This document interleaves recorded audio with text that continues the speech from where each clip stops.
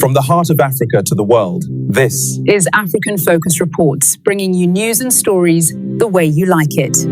In Nigeria's capital, the air was supposed to carry chants of peace, not clouds of tension. What began as a simple, peaceful protest turned into a moment that exposed the cracks in Africa's largest democracy. At the center of it all, activist Omoyele Sowore and a call for the release of Nnamdi Kanu, the detained leader of the Indigenous People of Biafra. The court has spoken, but justice, it seems, is still waiting to be heard. If you want undiluted African news, stories that matter, voices that speak truth, and updates from every corner of the continent, you're in the right place. Subscribe to African Focus Reports, smash that like button, and share this video, because we go beyond headlines to dig deep into what's happening across Africa. And stay with us till the end of this report, because what's happening in Nnamdi Kanu's story may not just shape Nigeria's future, but reveal how power and justice truly work across our continent. Who is Nnamdi Kanu? Nnamdi Kanu is a British-Nigerian political activist and leader of IPOB, the Indigenous People of Biafra. For years, he has called attention to what he describes as the marginalization of the southeastern region of Nigeria. In 2021, he was taken into custody by Nigerian authorities after being brought back from Kenya, a move many described as unlawful. Then, in 2022, Nigeria's Court of Appeal acquitted him of all charges. But more than 5 years later, he remains in the custody of the Department of State Services. It's a situation that has drawn national and global concern, not just because of the man involved, but what his case represents for the rule of law in Africa. The peaceful protest in Abuja and across major cities, Nigerians gathered peacefully. They came with placards, flags, and songs, calling for the release of a man they believe is unjustly held. Omoyele Sowore, a longtime activist and former presidential candidate, joined them. His message was clear: respect the law. Free the man the court has freed. But as the protest grew, tension followed. Security personnel tried to disperse the crowd, and the scene turned emotional. People ran, coughed, and covered their faces, but many refused to leave, insisting their demonstration was peaceful and lawful. The world once again saw what happens when ordinary citizens demand accountability in Africa. They are often met, not with answers, but with silence or suppression. The protest to free Nnamdi Kanu is not just about one man. It's about what Nigeria stands for, a test of whether justice still has a place in governance.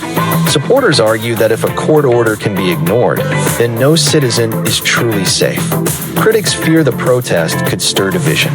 But for millions of Nigerians, the issue is bigger. It's about equal rights, fairness, and the freedom to speak without fear. Across Africa, similar struggles echo, citizens asking their governments to uphold the law they swore to defend. Kanu's case has simply become the loudest example. Many Nigerians point to a painful contrast.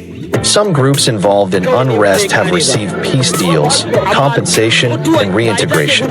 Yet those who protest peacefully or demand accountability face harsh treatment. That contradiction strikes at the heart of public trust. Can a nation truly heal if it rewards force but punishes dialogue? Analysts warn, ignoring legitimate grievances only deepens division. Peace without justice is fragile, and justice without fairness is impossible. Sowore's message and public response after the protest, Sowore spoke to the press. He called it a national tragedy that a man acquitted by court remains detained years later. He said, "You cannot detain justice and expect peace." His statement resonated online as the hashtag #FreeNnnamdiKanu trended once more. Citizens across Nigeria and the diaspora joined in discussions about democracy, law, and leadership. Many said this protest rekindled something larger, the right of the people to hold power accountable. The global view, beyond Nigeria, international human rights observers have weighed in.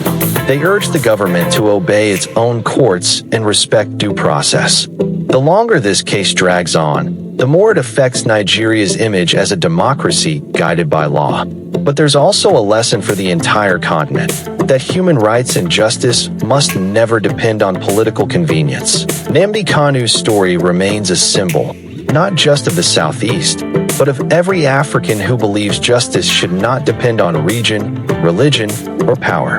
Years may pass, governments may change, but truth remains timeless. A free and fair society cannot exist when the law is selective. This story will continue to matter because it's not about politics. It's about the right of every citizen to be heard. You're watching African Focus Reports, clear, independent, and unafraid to tell Africa's truth. If you believe in fairness, unity, and accountability, support our mission by liking, subscribing, and sharing this report. Because when you share awareness, you share power. Together, we keep Africa informed.